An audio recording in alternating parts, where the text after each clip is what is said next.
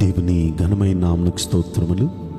ఈ వాగ్దానం వింటున్న మీకందరికీ మన ప్రభువును ప్రియ రక్షకుడైన యేసుక్రీస్తు నామములో శుభములు, మా హృదయపూర్వకమైన వందనములు తెలియచేస్తున్నాం.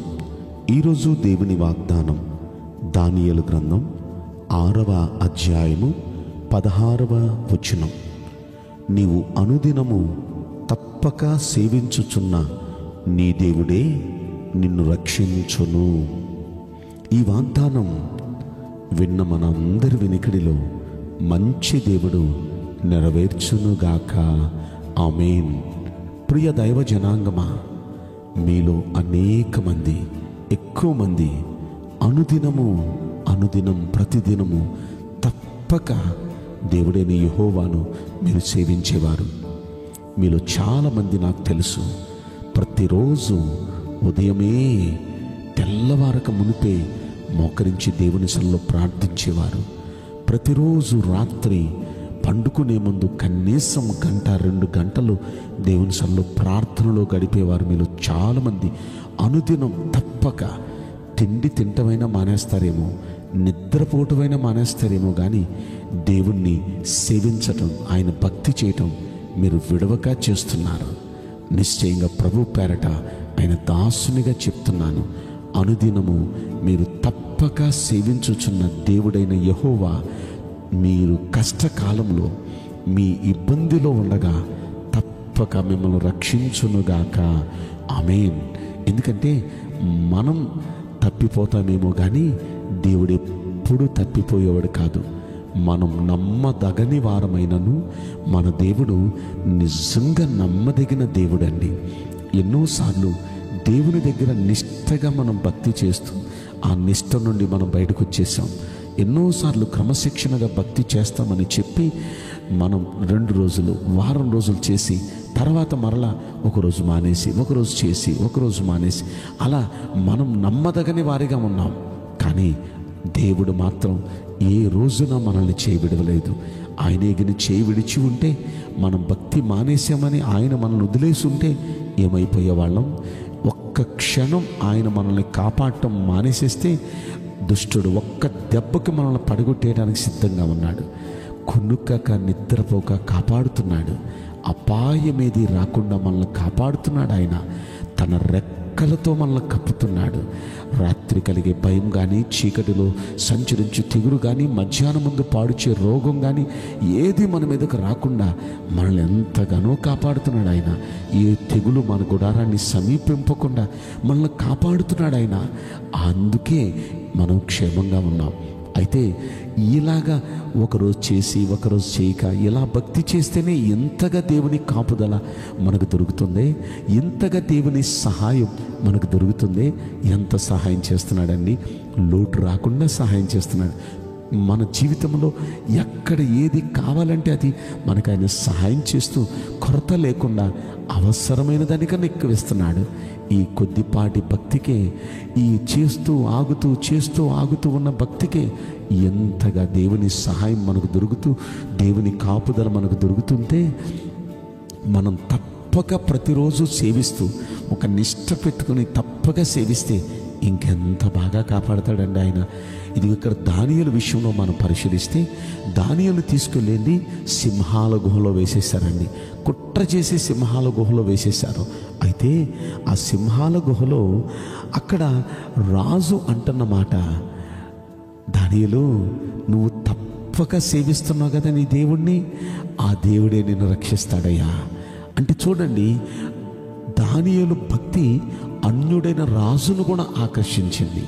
తప్పక నువ్వు సేవించే భక్తుడవయ్యా, నీ దేవుడే నిన్ను రక్షిస్తాడయ్యా, నువ్వు చేసిన భక్తికి తగిన ప్రతిఫలం నీ దేవుడు నీకు ఇస్తాడయ్యా అని ఒక అన్యుడైన రాజు అన్నాడు. నిజంగా ఆయన అంటమేంటి?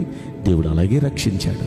సింహాల గుహలో పడితే ఆ సింహాలు విత్తునొక్కసారి చీల్చి పడేద్దామని మీదకొస్తే దేవుడు ఆ సింహాల నోటిని పడకుండా వాటి నుండి ఆయన రక్షించడానికి దేవుడు తన దూతను పంపించాడు.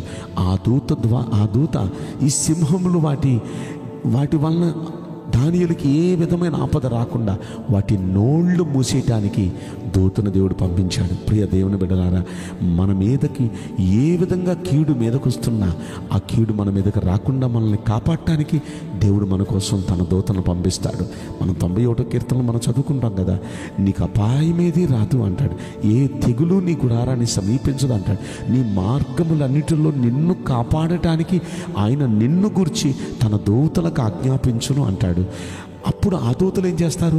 మన పాదాలకు రాయి తగలకుండా వారు మనల్ని తన చేతుల మీద ఎత్తి పట్టుకుంటారు అనే మాటని 91వ కీర్తనలో మనం చదువుకున్నాం కదా.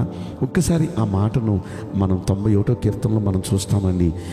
ఎన్నో వచనం అంటే దాదాపు 10-11 వచనాలు మనం చూస్తే ఆ మాటను మనం చూడగలం.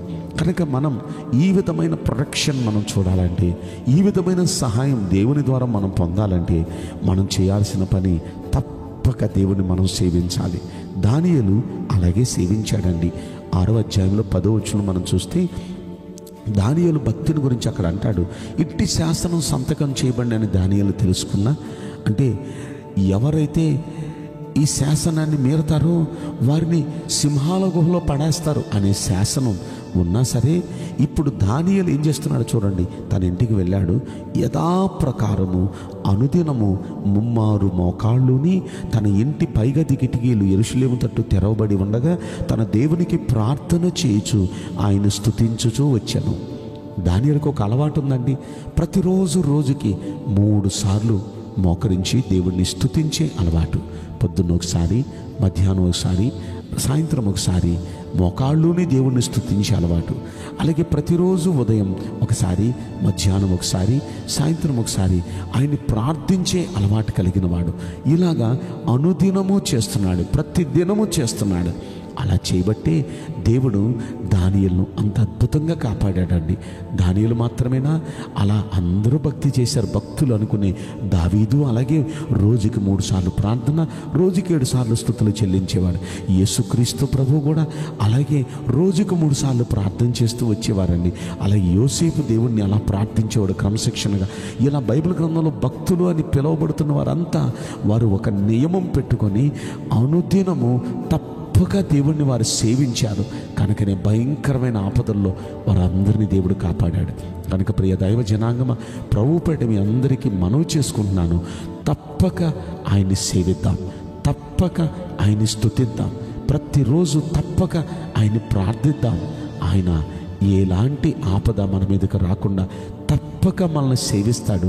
మనల్ని, మన కుటుంబాల్ని కాపాడి మనకు కావాల్సిన ప్రతి విధమైన సహాయం మనకు అందించి మనల్ని అనుకున్న దానికన్నా అద్భుతాలు చేస్తూ తృప్తిపరిచి పంపిస్తూ ఉంటాడు. కనుక ఇలాంటి మంచి దేవుణ్ణి సేవిస్తున్న మనం తప్పక ఆయన్ని సేవిద్దాం. తప్పక మనల్ని ఆయన కాపాడుతారు, సహాయం చేస్తారు. ఈ వాగ్దానం వింటున్న మీ అందరి వెనుకడిలో ఈ మాట తప్పక నెరవేరునుగాక. ఆమేన్. నేను మీకోసం ప్రార్థన చేయబోతున్నాను. పరిశుద్ధుడా, ప్రేమగల యేసురాజా, మీ పరిశుద్ధ బంగారు పవిత్రమైన నామమునకు నిండు మనసుతో కోట్ల కొలదిగా స్తుతులు, స్తోత్రములు, వందనాలు చెల్లిస్తున్నాం. ఈ వాగ్దానం వింటున్న ప్రియుల జీవితంలో దయచేసి ఈ వాగ్దానం నెరవేర్చి కృప చూపించండి. నీ బిడలకు మీరు మేలు చేయండి ప్రభువా. దయచేసి నీ బిడల జీవితంలో తప్పక వారు మిమ్మల్ని సేవిస్తున్నారు కాబట్టి తప్పక వారిని కాపాడి మీ కృపలో భద్రపరచమని ప్రార్థనలు ఆలకించువాడా, మీకే స్తోత్రములు, కృతజ్ఞతలు చెల్లిస్తూ నజరుడైన యేసుక్రీస్తు ప్రశస్తమైన నామములో మిక్కిలి వినయముతో ప్రార్థించి బ్రతిమలాడి వేడుకుంటున్నాం ప్రియ పరలోకపు తండ్రి. Amen. May God bless you all. Thank you.